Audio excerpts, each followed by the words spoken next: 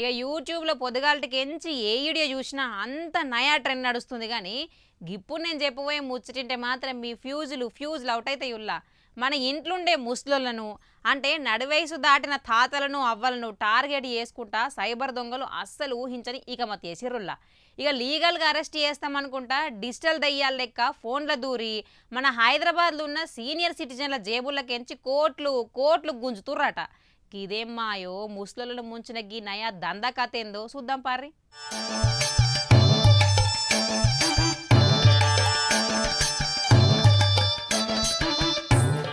ఇన్నేళ్ళు ఆన్లైన్ మోసాలంటే ఏదో పోరగాళ్లకు చదువుకున్నోళ్ళకు జరుగుతున్నాయి అనుకున్నాం.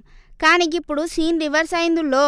హైదరాబాద్ పోలీస్ కమిషనరేట్ పరిధిలా 19 నెలల్లోనే సైబర్ నేరగాళ్లు ముసలోళ్లను టార్గెట్ చేసి 403 కేసులల్లా 102 కోట్ల మేర బురుడి కొట్టించిండ్రట.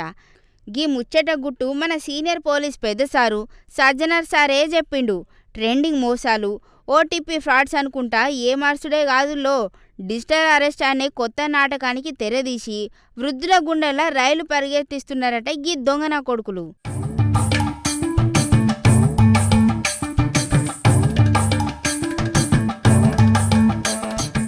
అసలు గీ డిజిటల్ అరెస్ట్ పంచాయతీ ఏందని తలగొక్కుంటాన్రా. మేము ఢిల్లీ పోలీస్ కాడికెళ్ళి మాట్లాడుతున్నాం. సిబిఐ ఆఫీసర్లం. మీ ఆధార్ కార్డు మీద డ్రగ్స్ పార్సల్ దొరికింది, మిమ్మల్ని అరెస్ట్ చేస్తున్నామని వీడియో కాల్ చేసి గుబులు పుట్టిస్తారు. రూమ్లకెళ్ళి తలుపులు పెట్టుకోమని ఎవ్వరికి చెప్పొద్దని బెదిరిస్తారు. అచ్చం పోలీసుల డ్రెస్సులు వేసుకొని కెమెరాల ముందు యాక్టింగ్ చేస్తారు. ఆ భయానికి లొంగిపోయి ఇజ్జత్ పోతుందనే ఆందోళనతోని మన తాతలు అవ్వలు జేబులున్న పైసలన్నీ ఆ దొంగల అకౌంట్లో లేచి నిలువులా మునుగుతాండ్రు.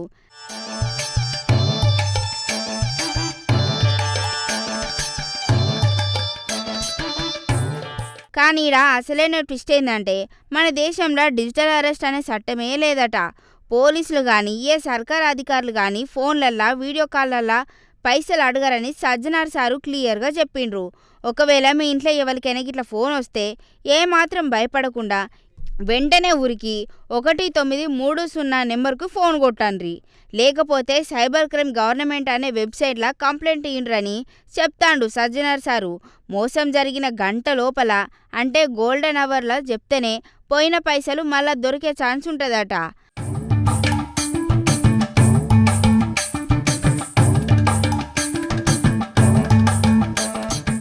అయినా ఎవరో ఫోన్ చేసి ఇదైతాంది అదైతాంది మీరు తప్పు చేసిండ్రని అడిగితే మీరెట్లా నమ్మిండ్రు?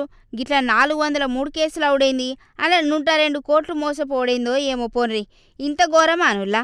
అంటే వీళ్ళంతా ఏదైనా తప్పు చేసినామని నమ్ముతాన్రా. అందుకే వాళ్ళు ఇంత మసాలా వేసి చెప్పే వరకు వీళ్ళు నమ్ముతున్నట్టున్నారు కదా. ఏం కాలమో ఏమోనుల్లా, గింతదానికి గంతదానికి నమ్ముడు, నిండా పైసలు మునుగుడు.